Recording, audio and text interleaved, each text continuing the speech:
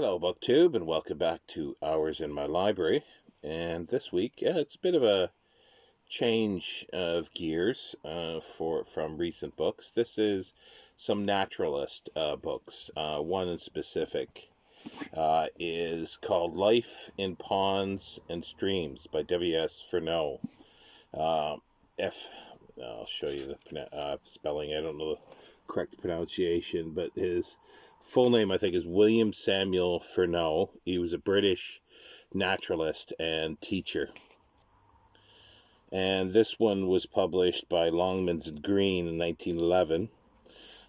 He died in 1940, I think it was, and most of his stuff was written in the 1890s to early 1900s, early 20th century. And these are nicely illustrated.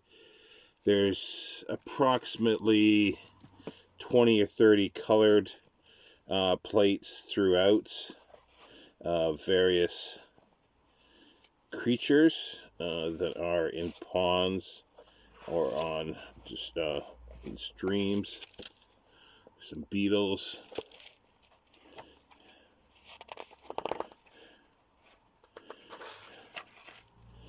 Some dragonflies.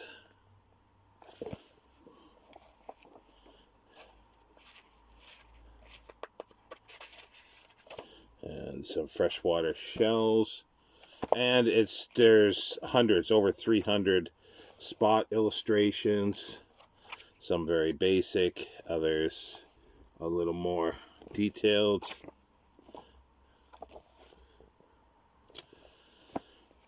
He did a whole series called Outdoor World Library. They're for sort of younger people, but they're fun. I enjoy reading even stuff now, and this is nicely. It's got a frog on the cover embossed. This would have been embossed on the spine, I believe, but that's worn and tarnished. And yeah, there's a whole series. I've got about 4, I think, of them. There's 1, 2, 3, 6 listed here. I'd like to get the British butterflies and moths. That would be kind of a neat one. And I think I'm missing that. And actually, no, I'm missing more than 2 or 3, because there's British birds. There's field and woodland plants. I don't think I have.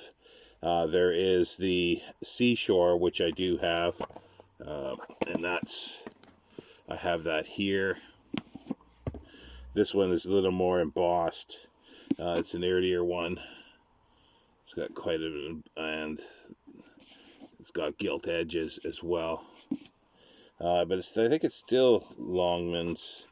Yeah, Longmans Green and Company. And it's the same deal. It's got about 20 or 30 colored illustrations. That's the frontispiece. And just a myriad of over 300 spot illustrations, black and white, just line drawings and etchings.